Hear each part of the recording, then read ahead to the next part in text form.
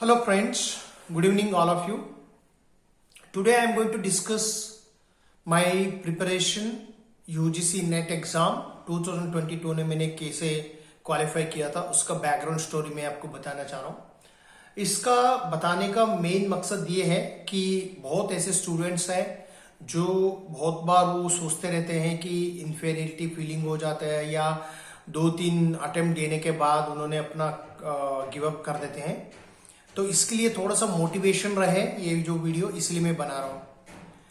देखिए ऐसा है कि मैं थोड़ा सा अपना स्टोरी बताता हूँ कि यूजीसी नेट का मेरा जो क्वालिफाई में आज हुआ तो वो इतना आसान ही नहीं था कि जो मतलब उसका बैकग्राउंड स्टोरी बहुत छोटा सा डिफिकल्टीज मैंने आपके साथ में शेयर करना चाहूँगा। देखिए ऐसा है कि 2017 से मैंने पहली बार एक एक्सपेरिमेंट के तौर पे मैंने लिखा था। मुझे उस टाइम कुछ नहीं पता था, मैं ज़्यादा डर भी नहीं था कि भाई चलो भाई हम देखते हैं लिख लेते हैं, ऐसा करके एक एक्सपेरिमेंट के तौर पे मैंने किया था। उस टाइम जो 2 पेपर थे तो 2 पेपर को भी मैंने लिखा था, तो मेरा एवरेज बिलो एवरेज की मार्क्स आया था और मेरा पेपर 1 में 25 मार्क्स आए थे। मतलब इट्स वेरी नाइस थिंग है कि मैंने पहली बार 25 आउट ऑफ 50 मैंने जो लिया था, मतलब जो भी कुछ क्वेश्चन था वो 50 के एवरेज था। तो 2017 की मैंने कुछ सबक नहीं सीखा और 2018 में जो एनटीए ने कुछ चेंजेस लेके, sorry UGC net CBSE UGC net जो वो बदल गया, एनटीए के हाथ में आ गया, यानी कि एनटीए नेट जो हो गया और जो पेपर था 2 पेपर था वो एक ही पेपर हो गया। और ये क्वेश्चन पेपर 1 का जो थोड़ा सा ज्यादा क्वेश्चन था, मुझे थोड़ा भूल गया, वो 50 क्वेश्चन की बन गया, यानी कि ओवरऑल 150 क्वेश्चंस करना पड़ा हम लोगों को। ये जो है फ्रेंड्स, उसके बाद जो डिफिकल्टी लेवल 2018 में जो पूछने का जो ढंग है पूरी की पूरी चेंज हो गया। तब हम लोगों को हमने कितना भी पढ़े तो मुझे नहीं पता लगता था कि हमने 45 या 50 मार्क्स लेने तक भी हमारा बहुत प्रॉब्लम हो जाता था, कितना भी पढ़े।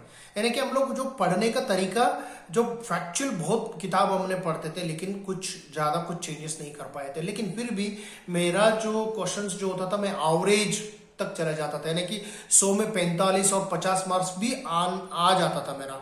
तो यूं समझ लीजिए उसकी लेवल के क्वेश्चन में अगर मैं बताऊं वो क्वेश्चंस थोड़ा सा आइडियली अच्छा मार्क्स माना जाता है। अगर मान लीजिए क्वालिफाई होने में थोड़ा सा पेपर 1 का भी रोल होता है, पेपर 1 का रोल है, तो मैंने पेपर 1 को लाइटली लिया था। तो पेपर 1 को मैंने अगर अपना इंप्रूवमेंट बढ़ा दिया तो मेरे 5-6 मार्क्स अगर ज्यादा अगर बढ़ गया होता तो मैंने कब का ही क्वालिफाई किया होता। तो ये हो गई दूसरी पॉइंट।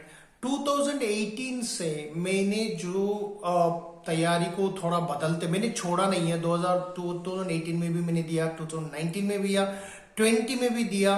तो ज्यादा मुझे लगी कि 2018 से जो ऑनलाइन का जो टेस्ट था उसमें भी थोड़ा सा मुझे एडजस्ट करने में बहुत प्रॉब्लम होता था। तो दिस इज एक्चुअली एक बहुत इंपॉर्टेंट है कि लोग इसको इजीली ले रहे हैं। बहुत ऐसा स्टूडेंट्स है मैंने देखा है कि अपना 1-2 पॉइंट, जैसे हम बोलते हैं हिंदी में वहम, अपना वहम में रह रहे हैं कि भाई ठीक है मेरे तो अपने आप को ही मतलब बुद्धिमान समझ के कुछ तैयारी करते रहते हैं, लेकिन वो गलत नहीं है। कॉन्फिडेंस होना कोई गलत बात नहीं है कि आपके ऊपर 100% आपकी कॉन्फिडेंस है तो आप उसकी आप यूजीसी नेट का कोशिश करें, नहीं तो आप हर साल 6 महीने में एक बार 1000 रुपए खर्चा कर रहे हैं फीस भरने के लिए, 1000 या 1200 रुपए का खर्चा करेंगे और समय भी आपका वेस्ट होगा।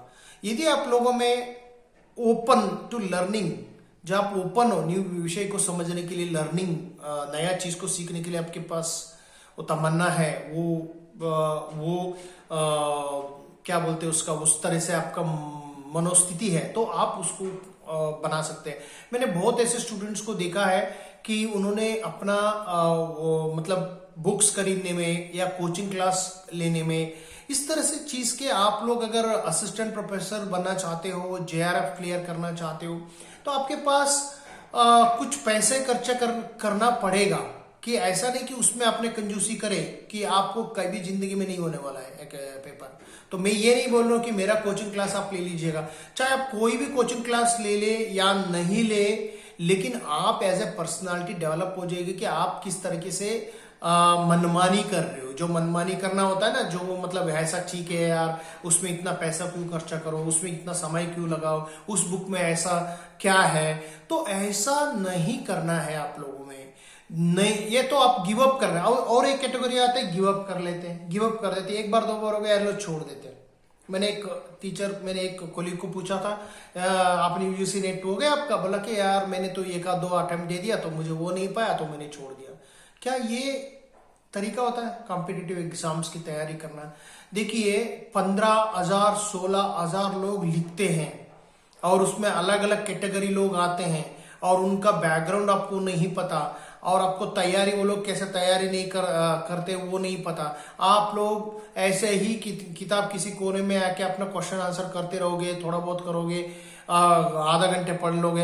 ऐसा करने से आपका यूजीसी नेट का तो छोड़ दीजिए, आप कोई भी एंट्रेंस एग्जाम भी नहीं निकल सकते।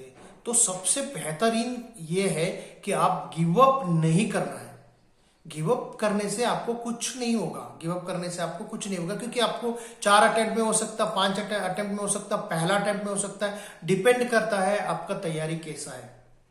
तो आप, जैसे मैंने आपको मेरा स्टोरी कह रहा था कि मैं 2018 2019 की इतनी डिफिकल्ट पड़ गई, 2019 2020 के जो पेपर है वो एकदम मुझे मैंने भी कुछ सोचने लगे कि मैं भी मतलब क्विट अप कर दूं, लेकिन मेरा साइकोलॉजी की सब्जेक्ट इंटरेस्ट होने की वजह से मैंने उसको अपना इंटरेस्ट को बरकरार रखा, मैंने अपने चीज को।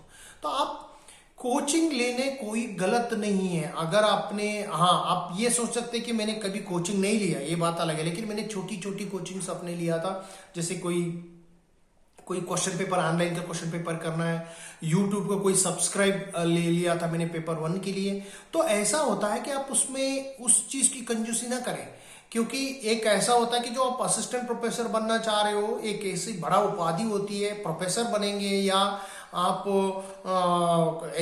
JRF नेट रिसर्च स्कॉलर बनना चाह रहे हो, तो आप उसमें आप जो कुछ आप अलग लाइफ में कुछ बहुत चीज को आप एक्सपेंस करते हो, बहुत चीज को अपने पैसे को उड़ाते हो, तो आप सही मटेरियल के लिए अपना जगह ले लीजिएगा, और सही जगह सही कोचिंग लेके, सही अगर कोचिंग नहीं लेना चाहते हो, मटेरियल तो सही से खरीद लीजिए, किताब तो अच्छे खरीद सकते हो, गाइडेंस ले सकते हो, मेंटर ले सकते हो, ऐसा करके कर सकते हो। कोई कॉम्पिटिटिव एग्जाम्स कोई यूनिवर्सिटी का थ्योरी एग्जाम नहीं होता, ये कॉम्पिटिटिव एग्जाम है, इसमें क्वालिटी क्वेश्चंस पूछा जाता है, तो उसमें आपको डीप अंडरस्टैंडिंग होना बहुत जरूरी है।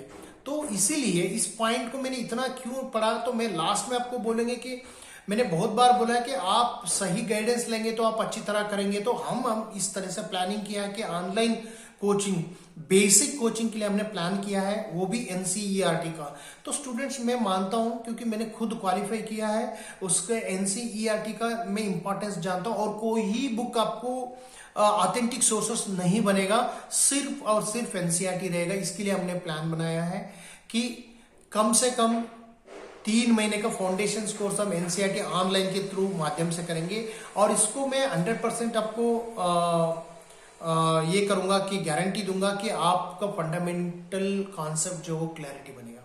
जब आपको फंडामेंटल कॉन्सेप्ट क्लैरिटी नहीं है, आप इधर उधर ढूंढते रहेंगे, आप क्वेश्चन पेपर करेंगे, वो कुछ नहीं होने वाला है। जब तक आपको कॉन्सेप्ट क्लैरिटी नहीं है, यदि आप खुद ही पढ़ सकते हैं कि आप खुद ही पढ़िएगा, लेकिन NCERT पढ़ लीजिएगा। और हमारी तरफ से जो हमने 3 महीने का फाउंडेशन कोर्स बनाया है, या थोड़ा सा उसको भी थोड़ा आगे बढ़ सकते हैं, तो ये हमारा अफोर्डेबल प्राइस से बना हुआ है। यदि कोई स्टूडेंट्स उनकी अफोर्डेबल प्राइस में लेना चाहते हैं कोचिंग, में डिस्क्रिप्शन बॉक्स में मेरा पूरा डिटेल दी गई है, और जो भी मेरा यूट्यूब फॉलो कर रहे हैं तो उसको आप खुद ही आराम से आप उस चीज को फायदा उठा सकते हो। एक एक कॉन्सेप्ट हम क्लैरिटी दे देंगे, आपको कोई प्रॉब्लम ना पड़े, चाहे वो रिसर्च मेथड का हो, चाहे वो साइकोलॉजी का कोई भी कॉन्सेप्ट हो। तो वो 11th एंड 12th साइकोलॉजी को ठीक से समझेंगे तो आपको मैं 100% कहूंगा कि 150-55 आप आउट ऑफ 100 मार्क्स लेंगे, तो आप बाहर क्यों जाइएगा आराम से। उसके साथ हम मटेरियल का भी तरीका बताएंगे, आप तरीका समझ लीजिए, क्योंकि मैंने ऐसा 2022 का क्वालिफाइड है, जो विन ऑफ द रिसेंट मेरा जो क्वालिफिकेशन होने की वजह से मेरा पूरा ग्लोबल जो करंट नॉलेज है वो पूरी मुझे पता है कि क्वेश्चंस एग्जामिनर्स कैसे पूछा जाता है।